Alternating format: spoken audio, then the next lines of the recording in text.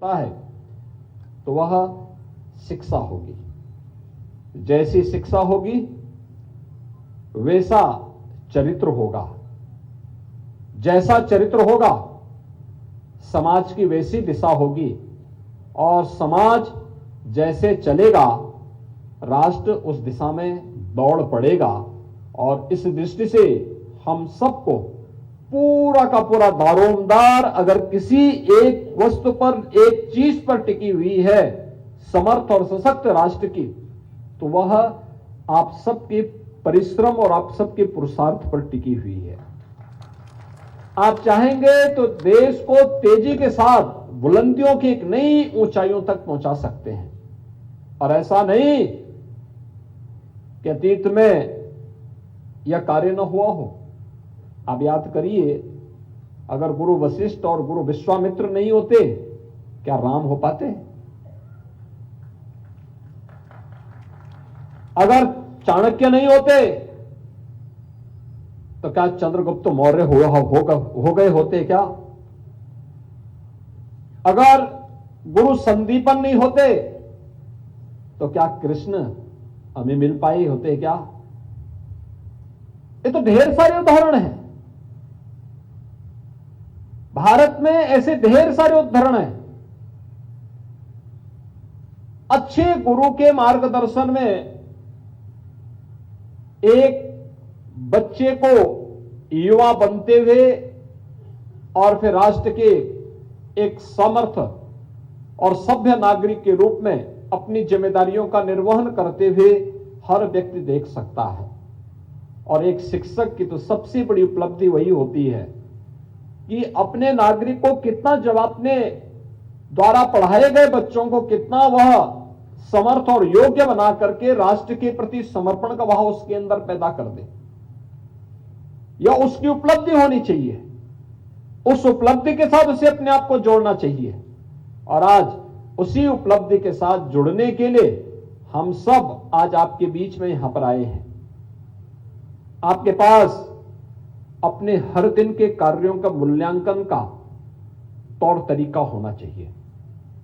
जब व्यक्ति अपने कार्यों का मूल्यांकन नहीं करता है, इसका मतलब वह व्यक्ति अपने साथ धोखा कर रहा है। और जो व्यक्ति अपने साथ धोखा कर रहा है वह समाज के साथ अवश्य धोखा करता होगा, राष्ट्र के साथ धोखा करता होगा। सबसे पहले हमें अपने आप का मूल्यांकन करना चाहिए। मैं अपनी जिम्मेदारियों का निर्वहन किस तत्परता के साथ, किस ईमानदारी के साथ कर पा रहा हूं।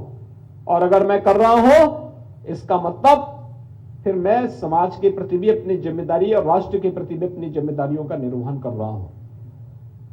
एक शिक्षक का आदर्श अगर कोई होना चाहिए तो चाणक्य होना चाहिए। एक शिक्षक का आदर्श कोई होना चाहिए तो वह गुरु वशिष्ठ और विश्वामित्र होना चाहिए। ऋषि संदीपन जैसा आदर्श होना चाहिए, ऋषि भारद्वाज जैसा आदर्श होना चाहिए। उस परंपरा के आप वाहक हैं और उस वाहक के रूप में आपने पिछले 6 वर्ष के अंदर उत्तर प्रदेश के अंदर बेसिक शिक्षा परिषद में हुए परिवर्तन को कर्मिक रूप से आगे बढ़ते हुए देखा है। मैं मानता हूं बहुत सारे शिक्षक ऐसे होंगे इन 6 वर्षों में भर्ती भी हुए होंगे, क्योंकि 1,64,000 शिक्षकों की भर्ती इस दौरान हुई है।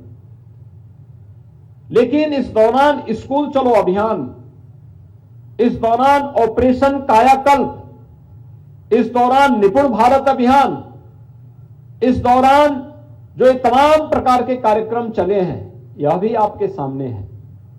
और इन सभी कार्यक्रमों को अगर हम समय के अनुरूप अपने आप को ढालने की प्रवृत्ति के साथ जोड़ सकेंगे, इन कार्यक्रमों के साथ एक स्वस्थ प्रतिस्पर्धा को आगे बढ़ा पाएंगे, तो मुझे लगता है इसके बेहतर परिणाम भी हम सबके सामने आएंगे।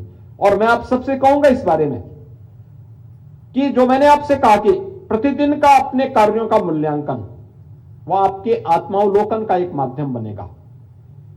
फिर साप्ताहिक दृष्टि भी, पाक्षिक दृष्टि, मासिक दृष्टि, त्रैमासिक, 6 माह में, 1 वर्ष में क्या आपने किया है, और फिर स्वस्थ प्रतिस्पर्धा का आधार बनाइए अपने विद्यालय को। आप देखते होंगे, मैं आज भी पूरे प्रदेश भर में घूमता हूं, मुझे ज्यादातर बेसिक शिक्षा परिषद के विद्यालय ऑपरेशन कायाकल्प से आच्छादित होते हुए दिखाई देते हैं। लेकिन कभी कभी मुझे यह भी देखने को मिलता है कि इक्के दुक्के कुछ ऐसे विद्यालय बचे हैं जो ऑपरेशन कायाकल्प से अभी भी काफी दूर हैं।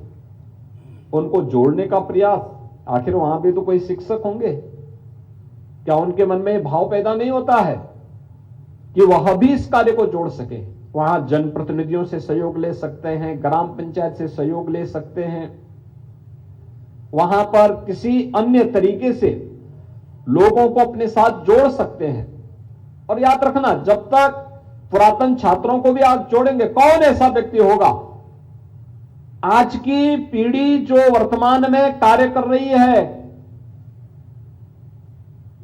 जो किसी न किसी कार्य के साथ जुड़ी हुई है, याद रखना यह किसी न किसी बेसिक शिक्षा परिषद का ही प्रोडक्ट है।